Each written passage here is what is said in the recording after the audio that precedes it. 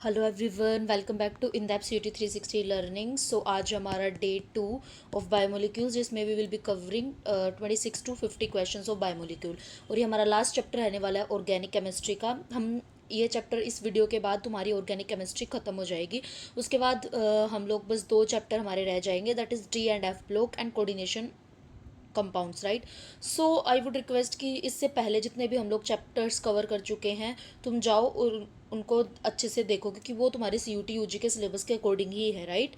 और इस वीडियो में, before dive into this video, अगर तुम्हें किसी भी चीज़ में, कोई भी टॉपिक में, किसी भी चीज़ में जो हम पहले चैप्टर्स करा चुके हैं, बायोमोलिक्यूल्स के जो पहली वीडियो आ चुकी है, उसमें अगर तुम्हें कोई भी डाउट हो तो तुम हमें टेलीग्राम पे मैसेज कर सकते हो या फिर इंस्टा पे डायरेक्ट मैसेज कर सकते हो। तुम्हें कुछ और चाहिए कि मैम हमें ना इस स्टाइल से पढ़ाओ, या हमें ये चीज़ चाहिए, इस चैप्टर में हमें कुछ एक्स्ट्रा चाहिए, तो उसके लिए just do one thing, comment below the videos, ठीक है।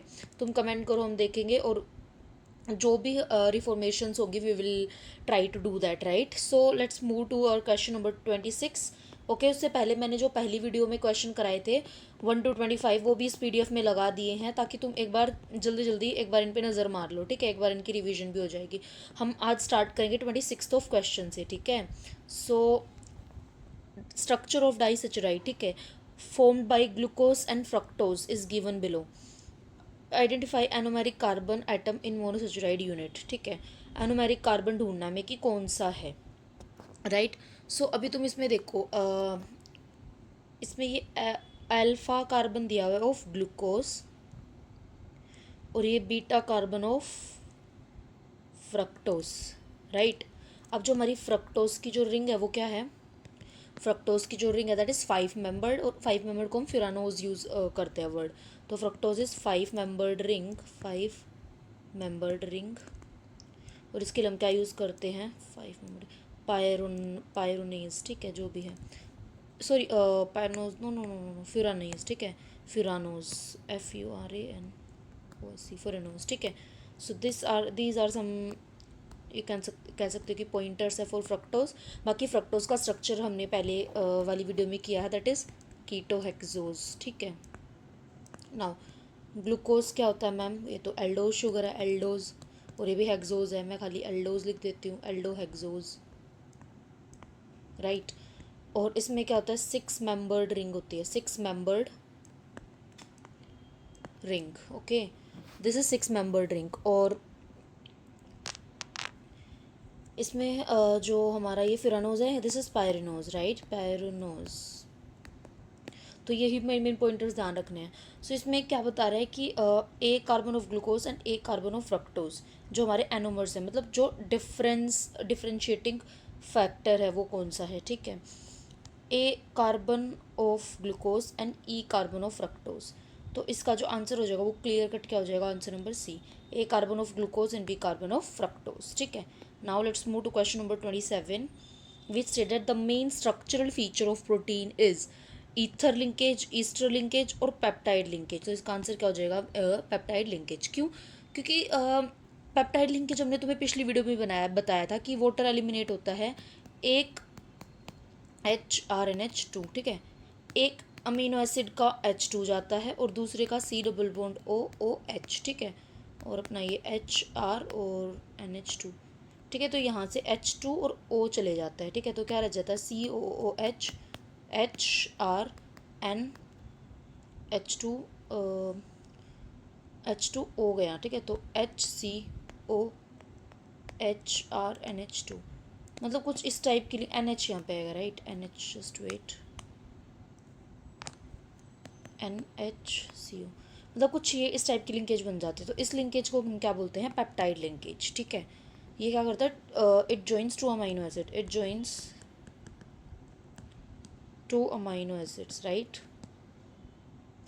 Now let's move to question number 28, that is enzymes are fatty acids, vitamin, proteins और नन ऑफ दीज। तो जो हमारे एंजाइम्स होते हैं वो प्रोटीन्स होते हैं, मीन्स ऑप्शन नंबर सी, ठीक है। एंजाइम्स क्या होते हैं, ये कोई भी बायोकेमिकल जो हमारी रिएक्शन है उसको प्रोसीड करवाने में मदद करते हैं बाई कंज्यूमिंग लेस एनर्जी और डिक्रीजिंग द एक्टिवेशन एनर्जी, ठीक है।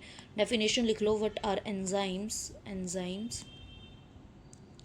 सो ये क्या होते हैं, these help in proceeding the biochemical, chemical भी लिख सकते हो बट हम यहाँ पे बायोलॉजिकल सिस्टम्स की बात कर रहे हैं, that's why I have written biochemical, ठीक है.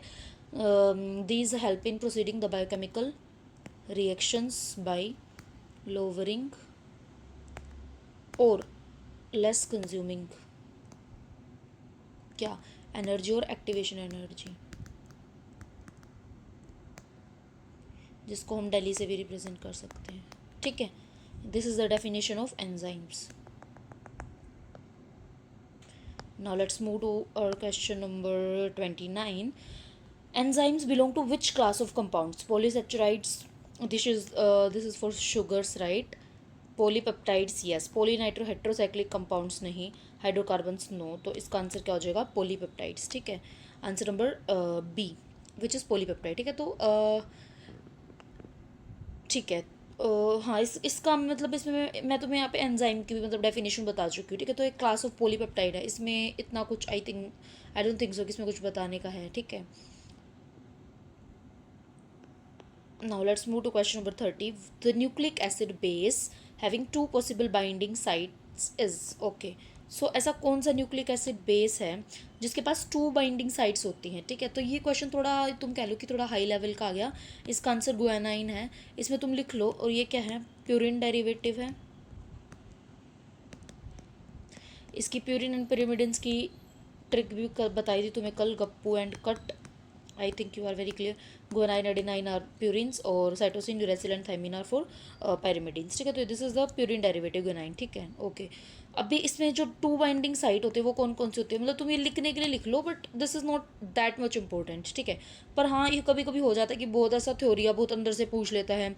तो मेरे को लगा कि हम ये सारे पढ़ते हैं तो इसके बारे में कुछ अलग बात थी, that's why I put this question in the PDF और इन द वीडियो, ठीक है. तो इसकी जो 2 साइट होती है, एक होती है इसकी वोस्टर्न क्रीक साइट और फेस, ठीक है. और दूसरा होता है हुक्सटन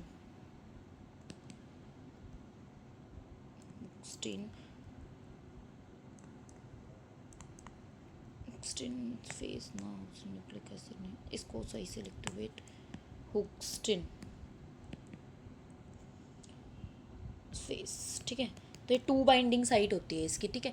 और 2 बाइंडिंग साइट की एप्लीकेशंस इसकी फिर क्या हो जाएंगी कि मैम अच्छा 2 बाइंडिंग साइट्स हैं तो हमने ये पढ़ा क्यों, क्योंकि इसकी कुछ एप्लीकेशंस रही होंगी, राइट. सो मैम वो एप्लीकेशंस क्या होती है मैं बता दूँ. तो क्या करते हैं, फ्लेक्सिबिलिटी और फंक्शनैलिटी बढ़ा देता है न्यूक्लिक एसिड की, क्योंकि इसके पास 2 बाइंडिंग साइट है, डबल काम करेगा एज कम्पेयर टू गप्पू एंड कट, ठीक है. सो लिख लो. It increases the binding site, it increases the flexibility and functionality, right. Now let's move to question number 31. curdling of milk is an example of, ठीक है. curdling of milk इसका example है. This is nothing but denaturation of protein. तो तुम्हारी NCERT में ना तुम जब प्रोटीन्स का वो पढ़ोगे ना, जहाँ पे डीनेचुरेशन की डेफिनेशन दी उससे अगले पेज पे तुम्हें 2 एग्जाम्पल दिए हैं, कर्डलिंग ऑफ मिल्क और कोआगुलेशन ऑफ एग, ठीक है. ये डीनेचुरेशन के अंदर दी हुई है, ठीक है.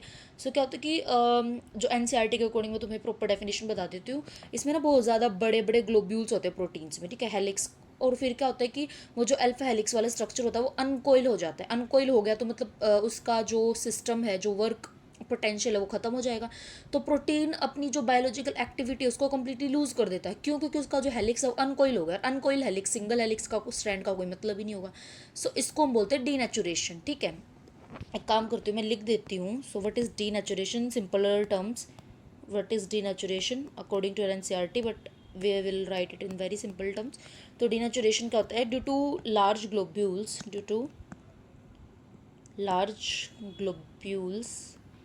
The helix of protein or amino acids uncoils itself and the protein loses its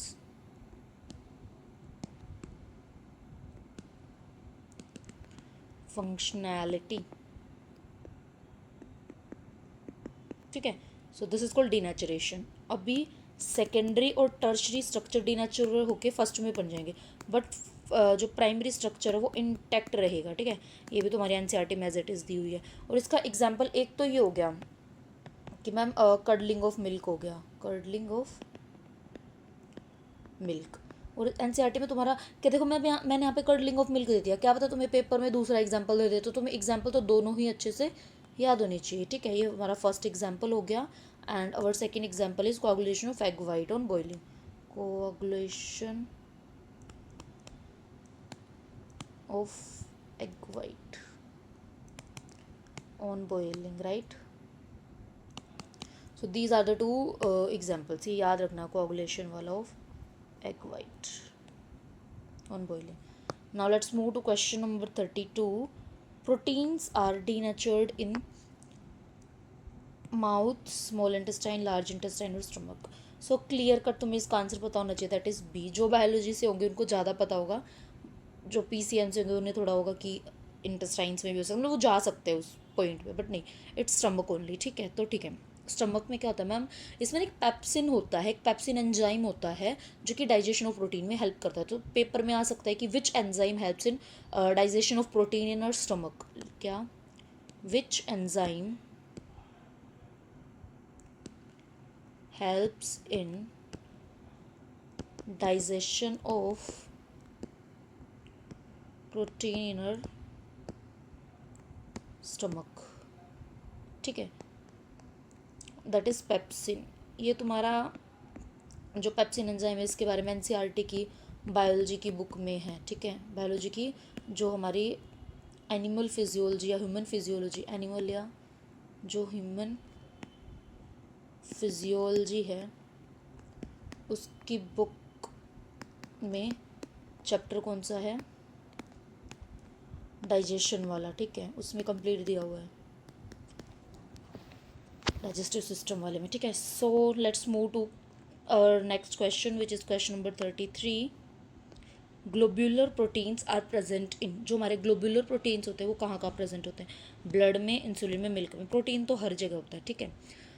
तो और जो हमारे ग्लोब्यूलर प्रोटीन्स होते हैं ना, एक चीज़ और लिख लो नोट डाल के, दैट इज़ जो हमारे ग्लोब्यूलर प्रोटीन्स होते हैं ना वो सारे सोल्यूबल इन वाटर होते हैं, ठीक है, सोल्यूबल इन वाटर। और ये बहुत ऑब्वियस बात है। Now let's move to question number 34. In which of the following classes does the glucose and mannose are placed, जो हमारे ग्लूकोज है और जो हमारा मैनोज है, ठीक है, वो किस में प्लेस किए जाते हैं। तो ग्लूकोज एंड मैनोज जो दोनों हमारे हेक्सोज शुगर हैं, दैट इज CHO 1 2 3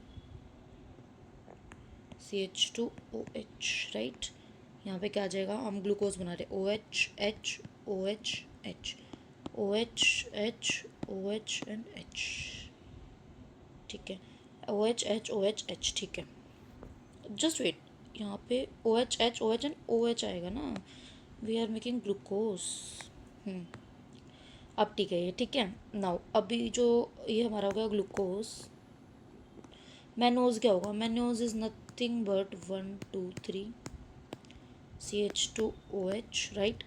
अभी इस ये वाली जो पोजीशन है ना इस पे चेंज हो जाएगा मैम, क्या चेंज होगा, इस पे यहाँ पे H आ जाएगा, OH, बाकी सारा same, H OH and OH, done, H H OH ma'am, बाकी सारा सेम है।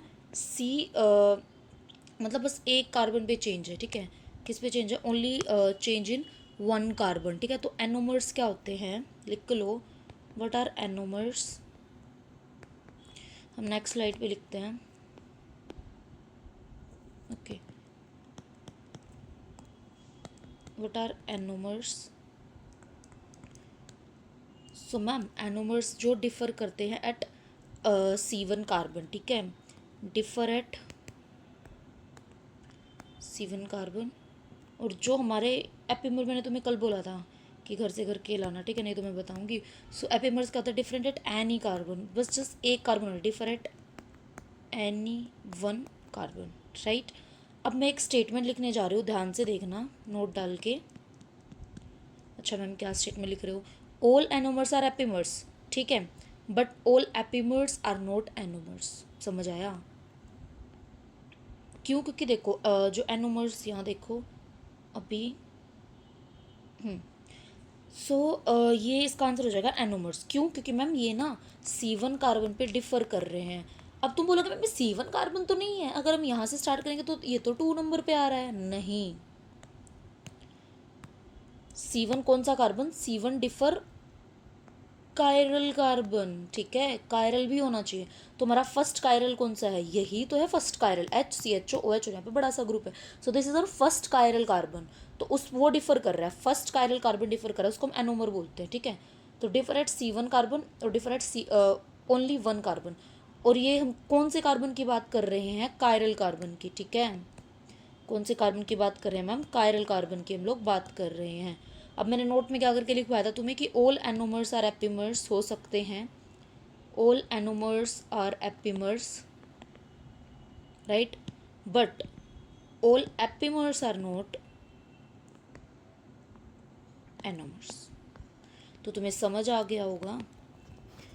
Anomers, all anomers are epimers. Epimers क्या होते हैं कि एक कोई भी कार्बन पे डिफर होना चाहिए, चाहे वो C1 हो, डजेंट मैटर, बट सारे एपिमर्स आर नॉट एनोमर्स, ठीक है।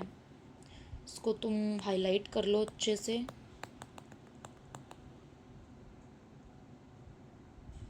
हाँ, अगर तुम्हें ये नहीं समझ आया है, sorry, all epimers are not anomers, ma'am ये क्या लिख दिया? मान लो कोई कार्बन है, वो ना C4 कायरल कार्बन पे डिफर कर रहा है, ठीक है, तो क्या एनोमर्स होगा? नहीं होगा। क्यों नहीं होगा? क्योंकि मैम एनोमर तो वो होता है जो C1 कार्बन पे डिफर करे। I think I have made you clear with this कि मैं क्या बोलना चाह रही थी। Just highlighted because it's very important statement. Just wait, okay. all anomers are epimers but all epimers are not anomers, ठीक है। और ये कायरल कार्बन होना चाहिए, भी ध्यान रखना है तुम्हें। Now let's move to our next question. इसका आंसर हमने क्या लगाया? This is nothing but anomers, ठीक है। Now which of the following pairs represents the anomers? Anomers कौन सा रिप्रेजेंट करता है? तो एनोमर्स मैम ये तो C1 कार्बन पे डिफर करने चाहिए, C1 कायरल कार्बन पे डिफर करने चाहिए। तो ये वाला मेरे को क्या लग रहा है? दैट इज, मेरे को C वाला लग रहा है, ठीक है, ये वाला। जस्ट वेट, ये वाला लग रहा है, ठीक है। अब वो तुम देखना कि मैंने ये ऐसा कैसे लिखा, ठीक है। क्यों? कि इसमें क्या है? C1 पे डिफर है, और C1 भी कौन सा?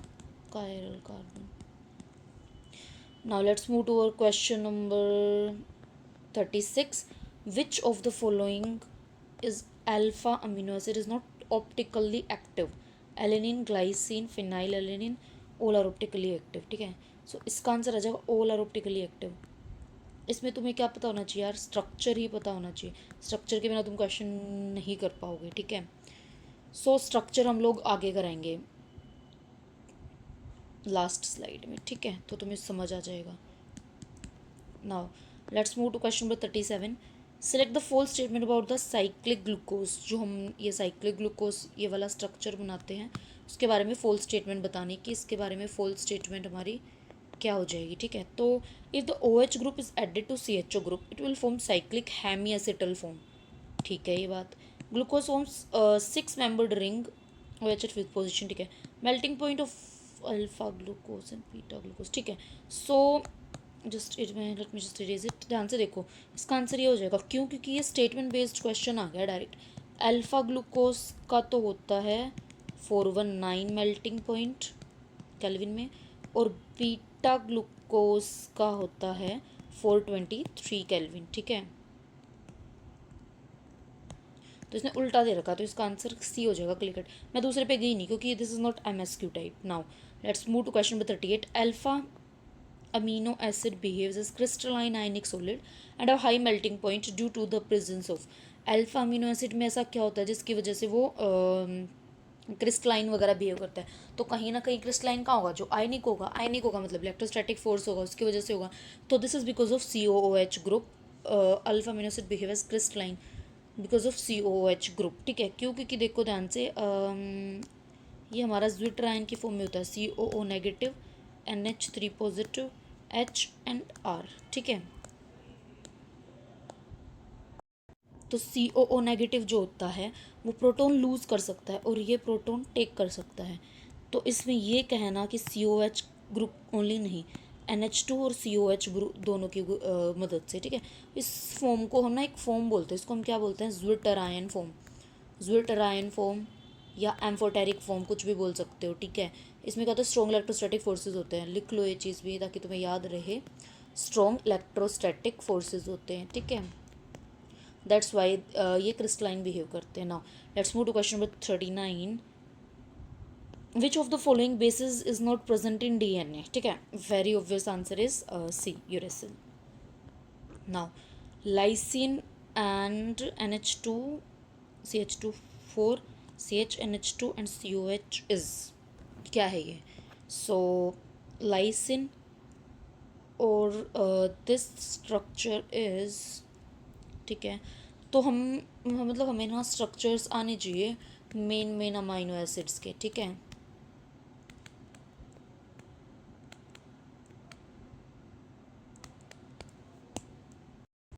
This structure is not clear कि यहाँ पे 4 है या 6 है, तो इसको हम इरेज ही कर देते हैं। जस्ट लाइसिन के बारे में ही देखते हैं, इसको हटा दो, ठीक है। सो जस्ट वेट,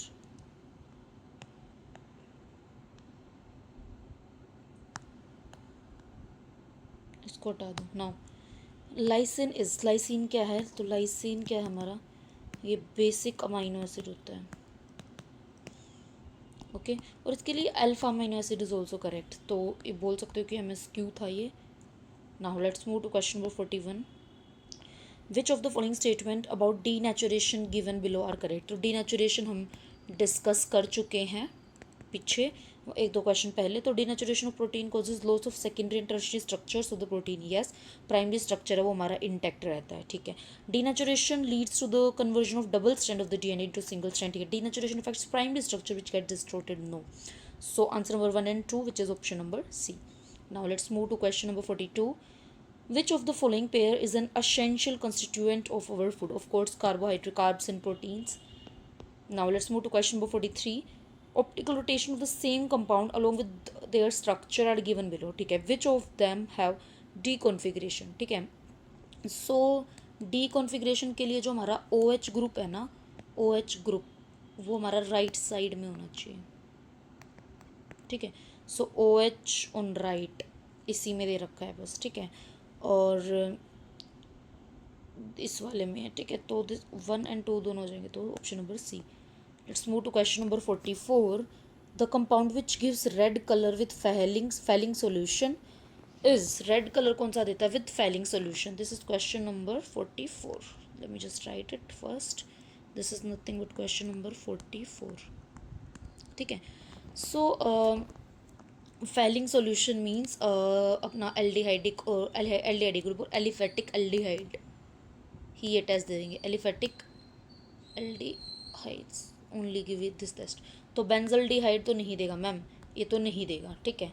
सेल्यूलोज हो गया, केन शुगर हो गया, ये हमारी नॉन रिड्यूसिंग शुगर्स होते हैं और ये मतलब बहुत मल्टीपल लेयर्स होती हैं, सो ये भी नहीं होगा। तो इसका क्लियर कट आंसर क्या हो जाएगा, glucose.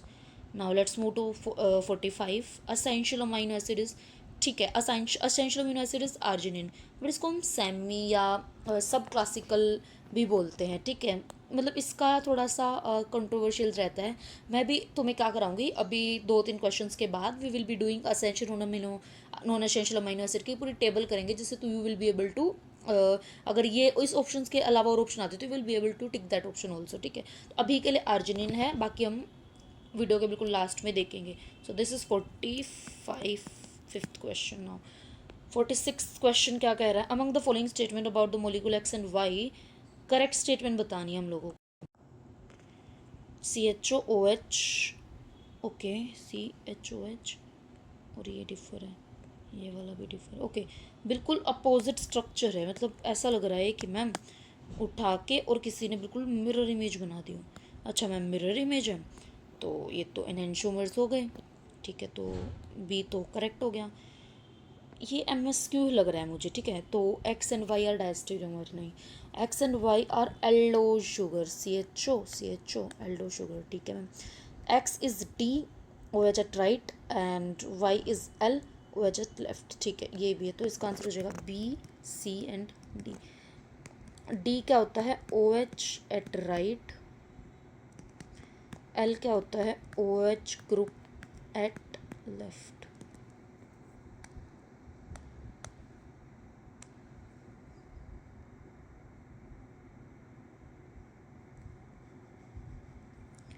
Now let's move to question number 47। In aqua solution glucose remains as, ठीक है, उन ओपन जेल पायरनोज फॉर्म, फिर हर फॉर्म में मिलता है ना, ये तो तीनों फॉर्म्स आ रहे हैं equilibrium, right. Let's move to question number 48। Glucose की हाँ ठीक है, तो हमने ना ग्लूकोज की रिएक्शन पिछले वीडियो में पूरी 6-7 जितनी भी एनसीईआरटी में ग्लूकोज की रिएक्शंस गिवन है हमने वो सारी करी थी। तो इस रिएक्शन के अकॉर्डिंग दिस इज HCN, तो इस रिएक्शन के अकॉर्डिंग हमें क्या बोल रखा है, फिर हाइड्रोलिसिस है अपना, ठीक है, फिर HI और हीट है।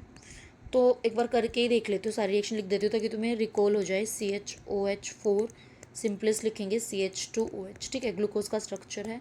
HCN के साथ रिएक्ट करके साइनोहाइड्रिन बन रहा था, राइट, तो CHCNOH, CHOH4 and CH2OH, this is nothing but cyanohydrin.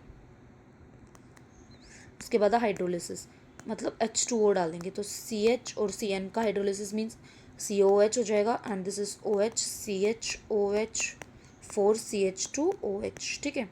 अभी क्या है, HI के साथ हमारा हीट है, और HI के साथ हीट में क्या होता है, जो हमारा एल्डिहाइडिक ग्रुप और मतलब ये वाला जो भी ग्रुप था सब कुछ एन हेक्सेन में कन्वर्ट हो जाता था, बट हमारे यहाँ पे एसिड है तो एसिड इंटैक्ट रहेगा, तो CH3 CH2 how many times, 5 times and COH, ठीक है, ये हो जाएगा। मैंने सही लिखा है, 5 6 एंड 7, 5 और 1 6 7, ठीक है, 4 5 6 7, राइट। तो this would be our answer. तो ये क्या है हमारा, हेप्टेनोइक एसिड है, राइट। तो इसका आंसर नंबर हो जाएगा A, heptanoic acid. Now let's move to question. देखो हाँ, इसमें नोट करने वाली मैम क्या बात थी कि इसमें ना तुम हाईलाइट कर लो, नहीं तो तुम गलती करके आओगे। ओके, इसमें ना ये एसिड रिड्यूस नहीं होता HI और हीट के साथ, वो हमने पढ़ा था, वो CHO को रिड्यूस कर सकते हैं, ठीक है, CHO को और या CH2OH को, नॉट COH, दिमाग में रखना ये बात। Now let's move to question number 49। Alpha helix is found in, alpha जो हेलिक्स होता है वो 2 डिग्री प्रोटीन्स में मिलता है, ठीक है, और इसके लिए अल्फा हेलिक्स वर्ड यूज़ कर दिया, इसके लिए हम कोयल या फिर शीट भी यूज़ कर सकते थे। इसका आंसर है सेकेंडरी प्रोटीन्स, ठीक है। Now let's move to question number 50। Synthesis of protein is controlled by, synthesis of protein है वो कौन कंट्रोल करता है, तो इट्स नथिंग बट DNA, क्यों, क्योंकि DNA के पास जेनेटिक कोड होता है, जेनेटिक कोड होता है फॉर फॉर्मेशन ऑफ प्रोटीन्स, ठीक है, और इन्फॉर्मेशन। जेनेटिक कोड होता है for to store genetic codes और जेनेटिक इन्फॉर्मेशन। एसेंशियल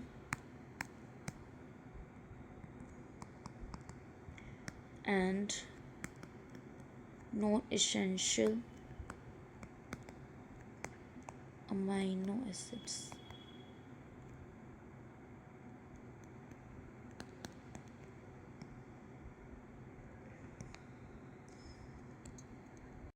तो let me just change the colour. तो असेंशियल एंड नॉन असेंशियल, ठीक है, तो जो असेंशियल अमीनो एसिड्स होते हैं वो टोटल कितने होते हैं, 11। अच्छा मैम, अब 11 हम याद कैसे करेंगे, तो एक ट्रिक है, that is PVT tim hall, ठीक है। Okay, what does all this mean, तो P is for phenyl alanine, PHENYL alanine. इसके स्ट्रक्चर तुम एक बार अपनी NCERT से देख के जाना, ठीक है। V इज़ फॉर वेलिन या वेलाइन, जो भी तुम इसको प्रोनाउंसिएशन करते हो। T is for trip, TRYPTO, tryptophan. I not good at spellings by the way, मैंने तुम्हें पहले भी बताया हुआ है, right. And T is for threonine, THREONINE, threonine. I is for isoleucine, EUCINE, isoleucine. और हमारा M is for methionine, H is for histidine, A is for arginine, lysine, leucine.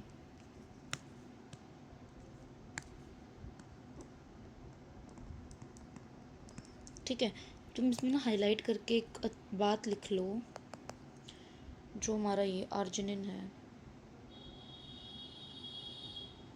ठीक है। आर्जिनिन को sometimes we considered as semi essential या conditional amino acids. क्या? Semi essential या conditional. Note करके बात लिख लो कहीं पे भी। और अब बोलोगे मैम अच्छा असेंशियल अमीनो एसिड्स तो हो गए हमारे पूरे 11 हो गए, ठीक है मैम।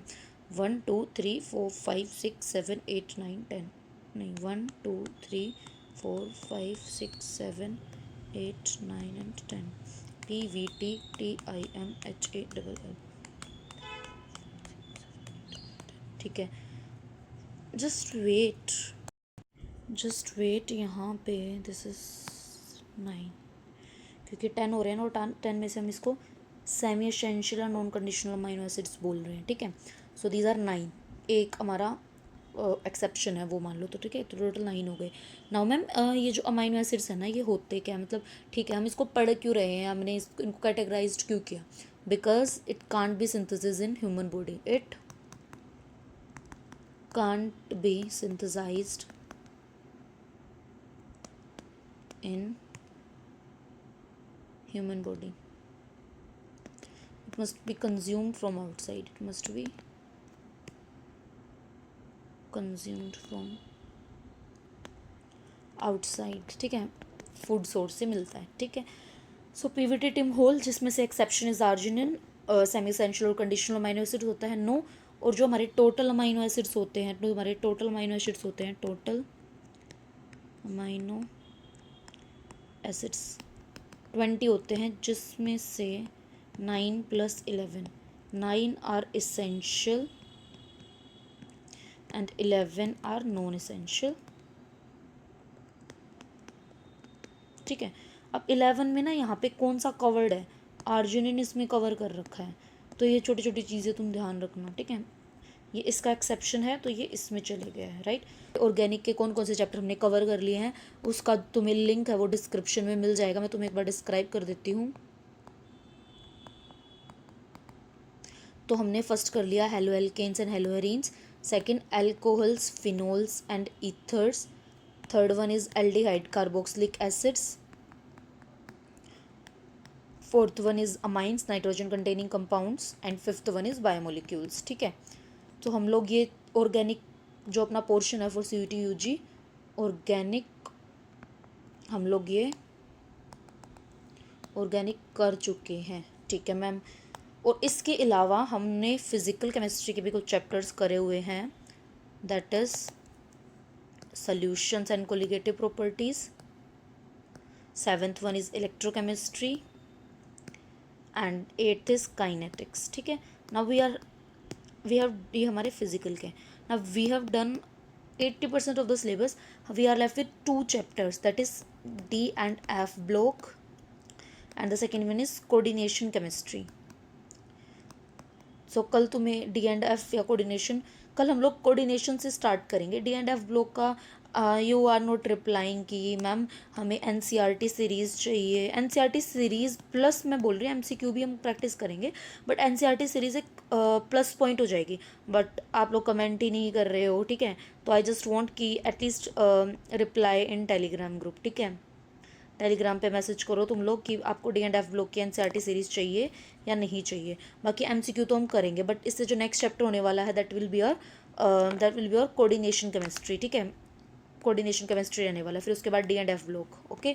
और बाकी वी आर प्रिपेयरिंग फॉर, हम मतलब तुम्हें प्रिपेयर कर रहे हैं for PCM, physics chemistry and maths. तुम हमारे चैनल पे जाओ, डू विजिट आवर चैनल, तुम्हें उसमें शुरुआत प्लेलिस्ट करके मिलेगी, ठीक है। उसमें तुम्हें CUT UG 2026 के लिए PCM के लिए सारा मटेरियल वहाँ पे एक साथ मिल जाएगा, ठीक है। और यकीन मानो this is more than enough. हम सारे PYQs लेके आते हैं, सारी इंपॉर्टेंट NCERT के as it is lines as it is reactions लेके आते हैं।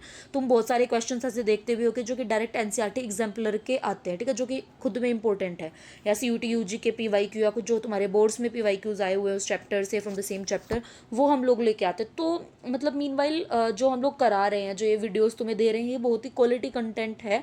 सो तुम इसको एक बार दो बार अच्छे से प्रैक्टिस करो ताकि तुम्हारी ग्रिप बने सब्जेक्ट पे, ठीक है। क्योंकि क्वेश्चन आता सबको है, अटैम्प्ट करना कुछ कुछ बंदों को आता है। अटैम्प्ट कौन अच्छे से करेगा? जिसकी प्रैक्टिस अच्छे से होगी। प्रैक्टिस किसकी अच्छे से होगी? जो अच्छे से क्वेश्चंस बैठ के MCQ की प्रैक्टिस करेगा। अब तुम्हारे पास बहुत कम टाइम बचा है कि तुम बैठो हर एक चैप्टर की थ्योरी नोट रीड करो, नहीं। बैठो, MCQ लगाओ, ठीक है, बैठो और क्वेश्चन सोल्व करो। जितना तुम क्वेश्चन सोल्व करोगे उतना ही तुम्हारी ज़्यादा प्रैक्टिस होगी और उतना ही you will be able to solve, और तुम्हारा क्वेश्चन अटेम्प्टिंग स्ट्रेटेजी तुम्हें पता लगेगी और तुम्हारी ग्रिप बनेगी उस पर्टिकुलर टॉपिक पे, ठीक है। क्योंकि हम MCQ ये नहीं है कि हम लोग मतलब एक MCQ करा दिया, उससे रिलेटेड ही बता दिया। देखो एग्जाम्पल ही दे देती हूँ, ठीक है। Alpha helix is found in, तो इसका आंसर हम सेकेंडरी प्रोटीन बोल सकते थे, बट हमने बताया कि इसके अलावा कोयल भी आ सकता है, शीट भी आ सकता है, ग्लोबुलर प्रोटीन भी आ सकता है, ठीक है। तो तुम्हारा, अगर हम यहाँ पे तुम्हें 50 MCQ इन 2 वीडियोस दे रहे हैं ना, तो इट मीन्स कि तुम एटलीस्ट यहाँ से 100+ MCQ की प्रैक्टिस, 100+ क्वेश्चन तुम यहाँ से करके जा रहे हो। क्योंकि हम क्वेश्चंस में भी बहुत सारे क्वेश्चंस बता देते हैं, उसके साथ कोई कंसेप्ट बता देते कि भाई ये इंपॉर्टेंट है, ये कर ले आएगा, ठीक है। So I think I am very clear with this. हमारा टेलीग्राम चैनल ज्वाइन कर लो, व्हाट्सएप चैनल ज्वाइन कर लो। व्हाट्सएप चैनल काफ़ी लोगों ने ज्वाइन कर लिया है, तो तुम्हें पता लग रहा होगा कि उसके बेनिफिट्स क्या हैं। तुम्हें टाइमली अपडेट मिलती है for both CUT UG related to your examination form and related to your exam, right. और बाकी तुम इंस्टाग्राम चैनल ज्वाइन कर सकते हो, टेलीग्राम पे तुम डायरेक्ट मैसेज कर सकते हो। हम जो कमेंट करने के लिए बोलते हो तुम लोगों को, वहाँ पे कर लो। बाकी सब्सक्राइब टू अवर चैनल। और जो भी CUT UG के लिए, PCM के लिए स्पेशली प्रिपेयर कर रहा है, या PCM के अलावा कोई भी एग्जाम CUT UG के लिए अपेयर कर रहा है, तो उसको हमारा चैनल का लिंक भेज, तो लिंक तुम्हें डिस्क्रिप्शन में मिल जाएगा। Don't forget to hit the bell icon, क्योंकि इससे तुम्हें टाइमली नोटिफिकेशन मिलते हैं जो भी न्यू वीडियोस आती है, कोई भी CUT UG एग्जाम से रिलेटेड न्यू अपडेट आता है, new related to document, related to counselling, anything तुम्हें यहाँ पे इस चैनल पे मिलेगा, ठीक है। So keep working